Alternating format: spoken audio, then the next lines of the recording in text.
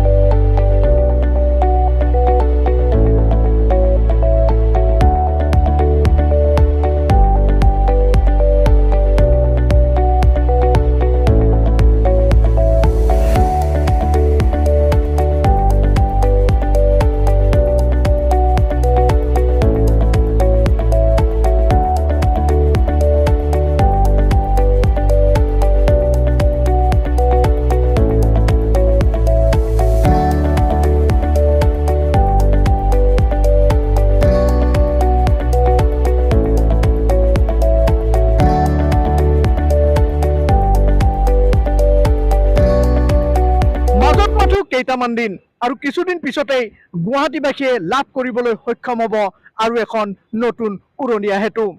চানমাৰী উৰণীয়া সেতুৰ লগত সংযোজিত হ'ব এই নতুন উৰণীয়া সেতুখন। গুৱাহাটী মহানগৰীৰ নুনমাটি FCI গেটৰ পৰা আৰম্ভ কৰি ৰিজাৰ্ভ বেংক পৰ্যন্ত থাকিবলগীয়া এই উৰণীয়া সেতুখনৰ দৈৰ্ঘ্য প্ৰায় 6 কিলোমিটাৰ পৰ্যন্ত হ'ব।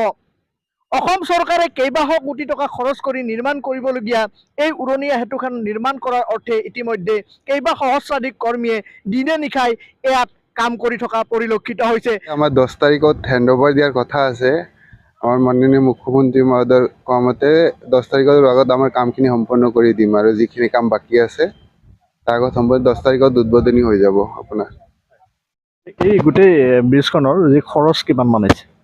ইয়াত 850 crore প্লাছ আছে গোটেই খৰচটো। তাৰমানে বৰ্তমান একদম FCIৰ পৰা আপোনাৰ দীঘলী পুখুৰীলৈ টোটেল খৰচটো 850 crore প্লাছ আছে। তাৰমানে টোটেল আপোনাৰ ইয়াতে আপোনাৰ কিমান মানুহে কাম কৰি আছে?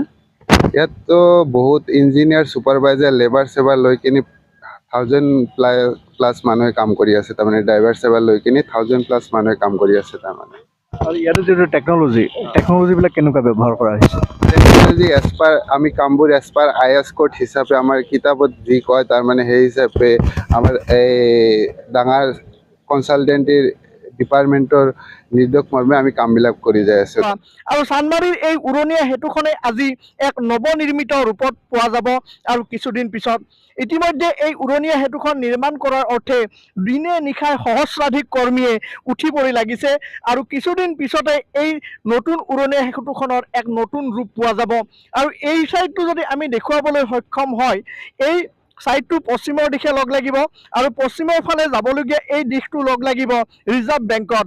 আনহাতে এইফালে যদি দেখুৱাই এই সাইডটো গুৱাহাটী কমাৰ্চ কলেজৰ দিশে অভিমুখে যি থকা পুৰণা যিখন আমাৰ উৰণীয়া সেতু আছিলে চানমাৰীৰ, এই উৰণীয়া সেতুখন লগ লাগিব। আনহাতে এয়া পূবফালৰ দৃশ্য, এই পূবফালটো লগ লাগিব চানমাৰীৰ পৰা আৰম্ভ কৰি নুনমাটিৰ FCI গেটলৈ।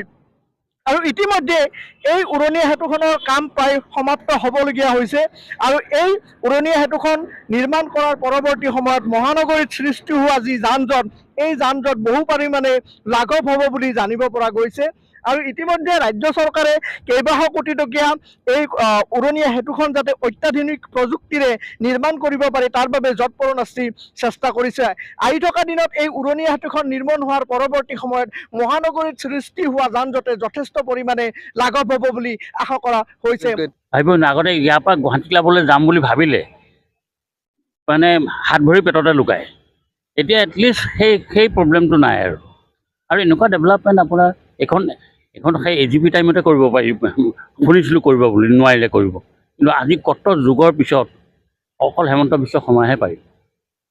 আৰু এইটো ডেভেলপমেণ্ট আপুনি কৰিলে, যেনেকৈ মুম্বাই সদায় বদলি আছে, চি লিংক হ'ল, তাৰপিছত সাগৰৰ তলেদি ৰাস্তা হ'ল, ইয়াতো হ'ব গহপুৰ নুমলীগড়। গতিকে সেইবিলাক ডেভেলপমেণ্টৰ মানুহৰ ডেভেলপমেণ্টহে লাগিব আমাক। যিহেতু চান্দমাৰীৰ উৰণীয়া সেতু বুলি ক'লেই গুৱাহাটী তথা অসমৰ তথা মানুহ নষ্টালজিক হৈ পৰে। ইয়াতে বহুত পুৰণা স্মৃতি থাকে মানুহৰ। গতিকে আকৌ এতিয়া উৰণীয়া সেতুখনে এক নতুন ৰূপ পাবলৈ গৈ আছে, কি ক'ব এই ক্ষেত্ৰত? না, যিটো পুৰণি ৰাস্তা আছিলে, আমি যিটো সৰুতে দেখা পাইছিলোঁ, এডাল গছ আছিল, ৰেল লাইন ক্ৰছ কৰিব লাগে, তাৰপিছত হেৰি হ'ল, ফ্লাইঅভাৰ হ'ল, সেইটো নেক্সট জেনেৰেশ্যনত দেখা পালোঁ। এতিয়া উৰণীয়া সেতু আপুনি ভাবিবই নোৱাৰে। 6 কিলোমিটাৰ দীঘল উৰণীয়া সেতু অসমত হ'ব বুলি ভাবিছিল নেকি মানুহে? 6 কিলোমিটাৰ যিটো আপোনাৰ কনজেশ্যন আছিলে, যেনেকুৱা ট্ৰেফিক, বেমাৰী এজন লৈ যাম বুলি ক'লে আপোনাৰ কিমান অসুবিধা আছিলে। এতিয়াতো সেই অসুবিধাটো মাৰ গ'ল আৰু। আমিতো সদায় ওচৰত থাকোঁ, আহিয়ে থাকোঁ, চায়ে থাকোঁ, কৰাৰ পৰাই দেখিছোঁ আৰু একে গাঁত খান্দাৰ পৰাই। আপুনি যেতিয়া যুৱক আছিলে, এটা সময় আছিল বা আপুনি যেতিয়া সুঠাম যুৱক এজন আছিলে, আজিও আপুনি যথেষ্ট ডেকা হৈ আছে, গতিকে সেই সময়ৰ স্মৃতি কিছু ক'ব নেকি? সেই সময়ৰ স্মৃতি ক'ব নেকি? স্মৃতি মই ক'লোৱে নহয়, ৰেল লাইন আছে, ৰেল লাইন গেটখন বন্ধ থাকে, আমি চান্দমাৰীৰ পৰা সিফালে যাবলৈ বহুত সময় ৰৈ থাকিবলগীয়া হয়। সেইটো সৰু কালত দেখা পালোঁ। তাৰপিছত ফ্লাইঅভাৰ হ'ল, ফ্লাইঅভাৰৰ পিছত সেইটো বেলেগ এটা কাল। আকৌ এতিয়া আপোনাৰ এইখন হ'ল, উৰণীয়া সেতুখন হ'ল। এই গোটেই কৃতিত্ব এতিয়া কাক দিব, মানে কেনেকৈ হ'ব? গোটেই কৃতিত্বটো একদম আপোনাৰ বেয়া পাই লাভ নাই, because of doctor Hemanta Biswa Sarma. এইটো ক'বই লাগিব। আৰু আমাৰ শ্ৰদ্ধেয় প্ৰধানমন্ত্ৰী, ভাৰতৰ প্ৰধানমন্ত্ৰী নৰেন্দ্ৰ মোদী ডাঙৰীয়াৰ কাৰণে, অসমৰ কাৰণে যিটো অৱহেলা আছিল এসময়ত, আমি দিল্লীত টিকেট কাটতে কাহা আহে বুলি সুধিছিলে, গুৱাহাটী কাহা আহে, এনেকৈ সোধা মোৰ এতিয়াও ষ্টিল ৰিমেম্বাৰ। সেই দিন নাই এতিয়া। ইমান দিছে, ইমান মানুহৰ কাৰণে সুবিধা কৰি দিছে। আৰু এটা এমপ্লয়মেণ্ট আপুনি ভাবকচোন, আপোনাৰ এইটো ছেমি কণ্ডাক্টৰ জাগীৰোডৰ জেগাত যদি আপোনাৰ ছেমি কণ্ডাক্টৰ হয়, কালি গুজৰাটত অ'পন কৰিলে, বৃহৎ 22,000 কোটি, এইটো 27,000 কোটি। নেক্সট জেনেৰেশ্যনৰ কাৰণে বহুত মানে ভাল দিন আহি আছে। আমাৰতো দিন গ'লেই আৰু নেক্সট জেনেৰেশ্যনৰ কাৰণে মই বাৰে বাৰে কৈছোঁ, নেক্সট জেনেৰেশ্যনৰ বহুত সুবিধা পাব, বহুত সুবিধা, কিন্তু কষ্টও কৰিব লাগিব। সেই বেংগলোৰলৈ চাকৰি কৰিবলৈ যোৱা দিন গ'ল আৰু। ধন্যবাদ। এয়া আছিলে এগৰাকী অসমৰ জ্যেষ্ঠ নাগৰিক। তেখেতে ক'লে যে আহি থকা দিনত নতুন প্ৰজন্মই যথেষ্টভাৱে উপকৃত হ'ব এই দলংখনৰ পৰা। আহি থকা দিনত এক নতুন দিগন্তৰ সূচনা হ'ব, আৰু এই সম্ভৱ হৈছে কেৱল মাত্ৰ ডক্টৰ হিমন্ত বিশ্ব শৰ্মাৰ বাবে। তেখেতে আমাক জনালে কি অসম আছিলে, আজি কি অসম হ'ল, কি চান্দমাৰী আছিলে, কি চান্দমাৰী হ'ব আৰু হ'বলৈ গৈ আছে। আহি থকা দিনত অসম আকৌ আগুৱাই যাওক, এই সকলোৰে আশা। মহেশ কলিতাৰ প্ৰতিবেদন, মেট্ৰ' নিউজ, গুৱাহাটী।